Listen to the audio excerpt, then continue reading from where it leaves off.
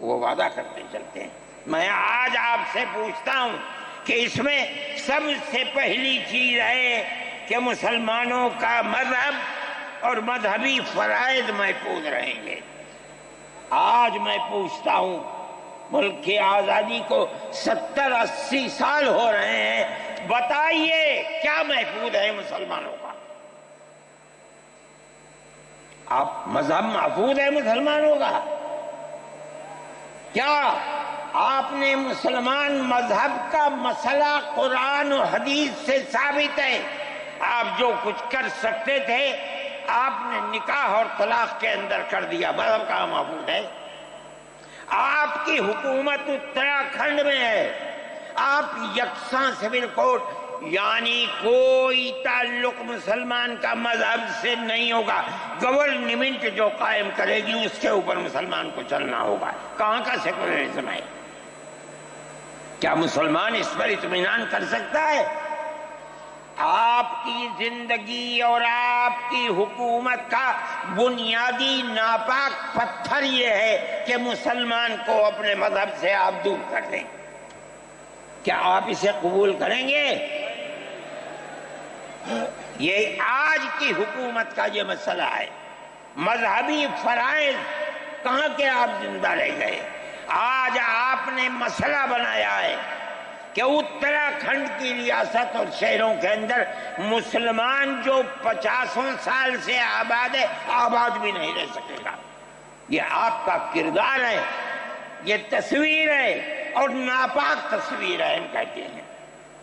اس تصویر کو آپ پیش کر رہے ہیں، یہ تصویر سیکولر دستور کی تصویر نہیں ہے۔ ہمارا آج کا یہ کنونشن سیکولر دستور کی حفاظت کے لیے ہے۔ کہاں ہے جی؟ کیا کر رہے ہو؟ اس ملک کو، ملک میں رہنے والوں کے لیے جہنم بنا رہے ہو۔ جمعیت علماء اس کو قبول نہیں کرتی۔ ہم تو کہہ رہے ہیں اس بات کو، کسی کی زبان اٹھتی ہو یا نہ اٹھتی ہو، لیکن ہم کہتے ہیں کہ جو ہو رہا ہے وہ ملک کو آگ لگانے کے لیے، دستور کو آگ لگانے کے لیے ہو رہا ہے۔ جمعیت علماء اسے قبول نہیں کرے گی۔ اگر جمعیت علماء نے اس بدترین حکومت جو یہ کہتی تھی کہ ہماری حکومت میں سورج نہیں ڈوبتا، جمعیت علماء نے کبھی اس کے سامنے سر نہیں جھکایا، اس کے بعد ہم کس کے سامنے سر جھکائیں گے؟ ہمارا سر صرف ایک اللہ کے سامنے جھکتا ہے اور کسی کے سامنے نہیں جھکتا۔ میرے بھائی، آپ ایک اس کو لیتے ہیں، میں کہتا ہوں اے تو بیٹھا، آپ کیا کہتے ہیں؟ اس کے اندر جہاں ہے وہاں اسی طریقے سے اوقاف وغیرہ سب محفوظ ہوں گے۔ اوقاف محفوظ ہیں، یہ آپ کے سامنے حضرت مولانا بیٹھے ہوئے ہیں، تقریر کی ہے۔ اوقاف کو ہڑپنا چاہتے ہیں۔ ہماری مسجدیں اسی دلی کے اندر 400 500 سال کی مسجدیں ہیں، جس میں جمعیت علماء کا دفتر بنا ہوا ہے، عبد النبی اکبر کے زمانے کی مسجد ہے۔ اور کتنی مسجدیں ہیں جن کے پاس اوقاف، اللہ اکبر، لاکھوں کروڑ کے اوقاف ہیں۔ جونپور میں جا کر کے دیکھو کیسی مسجدیں ہیں، دلی کے قرب و جوار میں دیکھو کتنی بڑی بڑی مسجدیں ہیں۔ ہندوستان کا وہ طبقہ جو ان مساجد کے اوقاف کو ہڑپ کرنا چاہتا ہے، کہتا ہے اگر کسی وقف زمین یا مسجد یا کسی بھی چیز کے کاغذات وقف کے نہیں آئیں اس کو وقف نہیں مانا جائے گا۔ کون 500 سال پرانے کاغذات لا کر کے پیش کر دے گا؟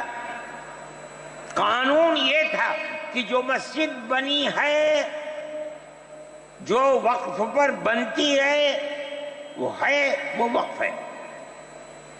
آپ کو کیا درد ہے کہ آپ اس وقف کو ختم کرتے ہیں؟ اس کا مطلب ہے مسلمانوں کی زمین کو ہڑپ کرنا چاہتے ہو، حرام کھانا چاہتے ہو، اس لیے ان اوقاف کو ہڑپ کرنا چاہتے ہو۔ ہم اس کو قبول نہیں کرتے۔ اوقاف ہمارے آباء و اجداد کے کیے ہوئے ہیں، اوقاف اللہ کی ملکیت میں دیے ہوئے ہیں، مسجدیں بنی ہوئی ہیں، آپ ان کی حفاظت کیجئے، اس لیے کہ ہم اس ملک کے رہنے والے ہیں، ہم باہر سے آئے ہوئے نہیں ہیں۔ اگر ہندو گوجر ہے مسلمان بھی گوجر ہے، اگر ہندو جاٹ ہے مسلمان بھی جاٹ ہے، اگر ہندو راجپوت ہے مسلمان بھی راجپوت ہے۔ جاؤ دیکھو کشمیر کے اندر، اگر ہندو برہمن ہے مسلمان بھی برہمن ہے، ہم اسی ملک کے رہنے والے ہیں۔ کسی کو اچھا لگا یہ مذہب وہ اس مذہب میں چلا گیا، کسی کو یہ مذہب اچھا لگا وہ اس مذہب میں چلا گیا۔ کیا مذہب کی بنیاد پر اس ملک کے اندر آپ ہمیں جینے کا حق نہیں دیں گے؟ ہم اپنے جینے کا حق کو لیں گے۔ آپ نے جس سیاست کو اختیار کیا، آپ 2 الیکشن پہلے دیکھیے کس قوت کے ساتھ بی جے پی آئی تھی، آپ نے جس پالیسی کو اختیار کیا، سیکولرزم کو آگ لگانی چاہیے، اس کا نتیجہ اس الیکشن میں کیا ہوا؟ بی جے پی ہار گئی۔ میں کہتا ہوں کہ اگر چندرا بابو نائیڈو کی بیساکھی نہ ہوتی اور ادھر نتیش کمار کی بیساکھی نہ ہوتی تو بی جے پی گورنمنٹ نہیں بنا سکتی تھی۔ کیوں ہوا؟ وہ جو 14 سال